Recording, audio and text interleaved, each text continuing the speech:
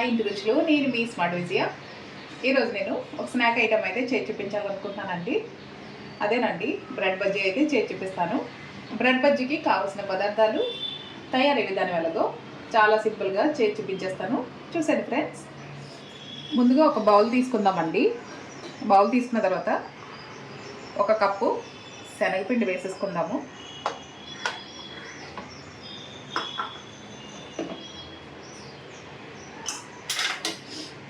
ఇప్పుడు రుచికి సరిపడా ఉప్పు,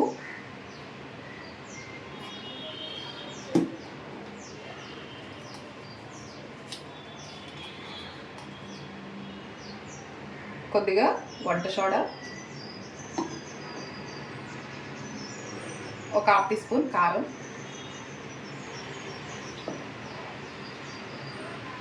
ఈ మూడు వేసుకుని వాటర్ యాడ్ చేసుకుని కలుపుకుందామండి.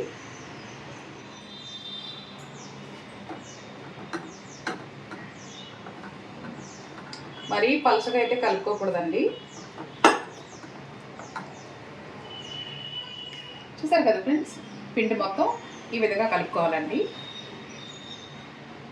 ఇప్పుడు ఇది మూత పెట్టి ఒక 5 నిమిషాలు పక్కన పెట్టేసుకుందాము.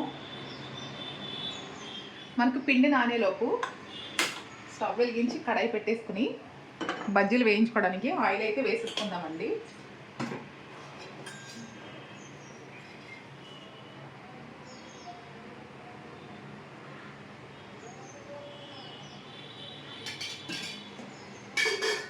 ఈలోపు పిండి కూడా నానిపోతుంది, ఆయిల్ కూడా వేడెక్కుతుందండి. మనకి ఆయిల్ వేడైపోయిందండి.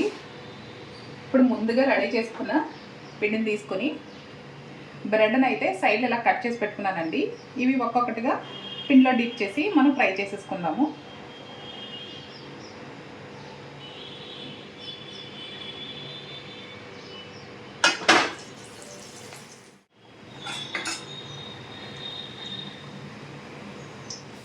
మనకి బజ్జీ అయితే వేగిపోయిందండి. ఇప్పుడు ఒక ప్లేట్లోకి అయితే తీసేసుకుందాము. చాలా సింపుల్గా, చాలా చాలా టేస్టీగా, చాలా ఫాస్ట్గా అయిపోతుందండి. ఇలాగే మిగిలినవన్నీ వేయించేసుకుందాము. మంట మీడియం ఫ్లేమ్లో పెట్టుకుని ఒక్క 2 నిమిషాలు వేయించుకుంటే మనకి బజ్జీలు అయితే రెడీ అయిపోతాయండి.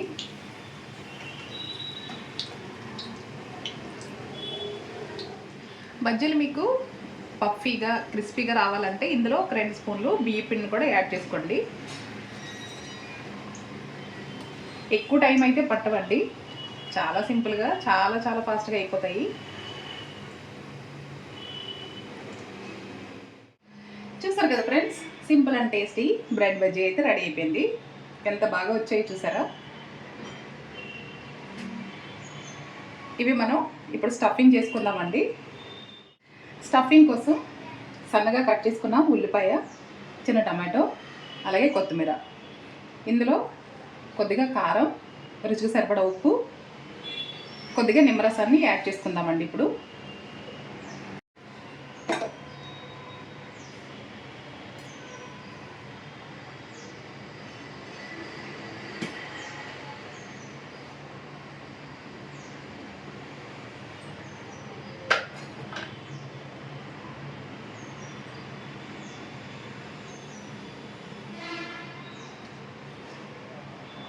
ఇలా వేసుకుని బాగా మిక్స్ చేసుకోవాలండి.